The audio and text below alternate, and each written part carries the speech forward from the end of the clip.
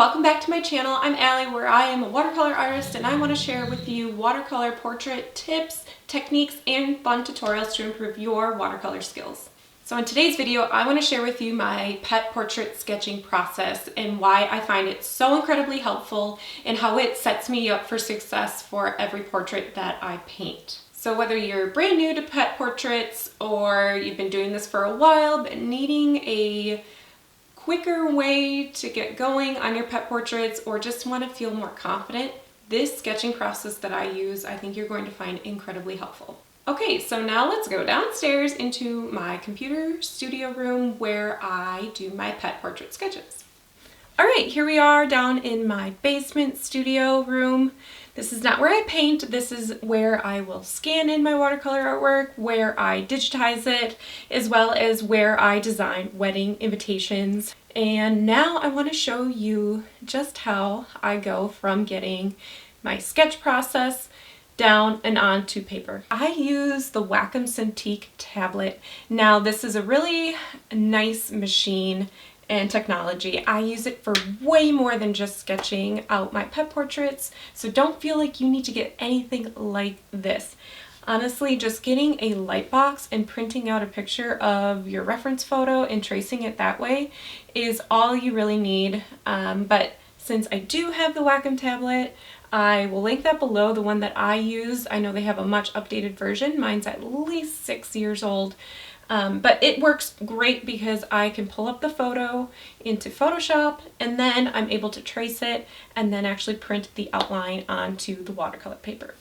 Okay, so what I do first is I do everything in Photoshop is I'll create a document to the exact size of what I want to paint it at. So this one, for example, will be 10 inches wide and 8 inches tall. So it's a landscape photo. I am making it 300 resolution, so it's the exact resolution that the inches are. And then what I will do is I will place my photo by simply dragging it over here, and then I will size it to what I want it to look like on the 8x10 size. So right now I am not holding down shift or anything. With the newest version of Photoshop, you do not need to hold down shift to scale proportionally. I will get it kind of where I want it on my paper. And there we are. There is my reference photo placed within my 8x10 document. From there, what I'll do is I will add another layer, and then I will lower the opacity of my reference photo because some of the areas are just so dark that I won't be able to see my sketch. From there, what I do is I will go to the brush tool, and I usually work with about a size 15 pixel brush, and then a hardness set to 100%. From there, I will start to sketch. Make sure you're on the layer on top of your reference photo. And I am just going to sketch really simple lines. So this is not perfect. It is messy. It is quick. It's just enough to be able to see my sketch of where the proportions are. Sometimes I need to zoom in. This seems a little thick. I'm just going to go down to a size 10 brush. I don't want the brush strokes to be too thick. What I used to do is place my tracing paper right up to my Wacom tablet and I would trace it like a light box. So that is still a great option if you do not have technology like this. If you have an iPad or if you have an iPad, then you could do the same thing with your Apple Pencil, but I am not drawing every single hair. I'm simply just getting in the blocks. So I will also draw in the patches right here like this. I will go with a little bit of a line here around the mouth. So I am just making sure to get some of those really important features. Now what it really does matter are these eyes, so I will sketch around the eyes really carefully, trying to do my best to see where exactly the pupil and the iris are, kind of showing the double lid. and anything around it like that. Then we'll do it on the other one. If you need to bring back the opacity on your photo, go ahead and do that. Otherwise, something like that is all I really need. Doesn't need to be perfect.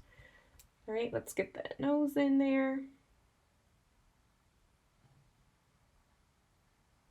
But as you can see, this is not perfect at all. But it's giving me the proportions correctly, and it's also showing me exactly where some of these really important features are lying. So we'll go ahead and do that for both dogs here, since this is 2 dogs on my 8x10 sheet.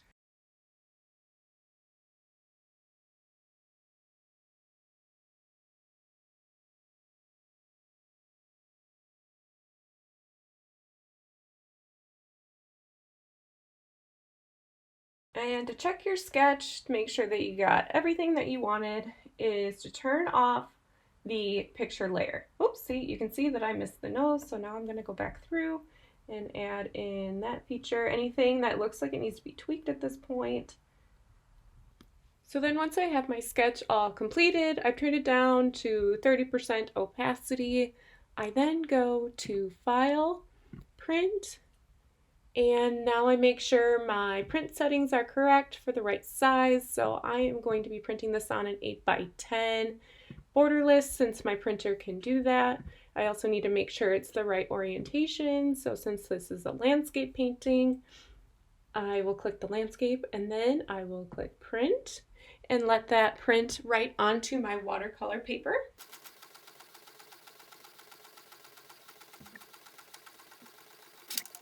All right, so that is it. Now I have my printable outline ready to go on my watercolor paper, and now I just feel a lot more confident, ready to begin my pet portrait painting process. So when I was first getting started with my pet portrait business, I was feeling a little bit embarrassed by the fact that I was tracing a photo for my outline instead of just really using my artistic skills and eye and sketching it. But since then, I have just come to the terms that this is just such a more efficient way of going about getting my pet portrait sketch, that why would I be embarrassed by the fact that then I am going to be the one painting and using my artistic style to bring it to life. So let me know in the comments below. Are you surprised by the fact that I am tracing an outline? I would love to know if this is a shocker to you, or if this makes you excited for your own pet portrait sketching process. If you're ready to get started with pet portraiture, you're going to love the Master Watercolor Dog Breeds course. I'll link that below here in this video. Students have already been enjoying the practice and the 31 different breeds that this course offers. If you found this video helpful, I'd love it if you could hit the like button, subscribe for future tutorials. I release a new video every Sunday that can help you in your watercolor journey. Until then, see you next week.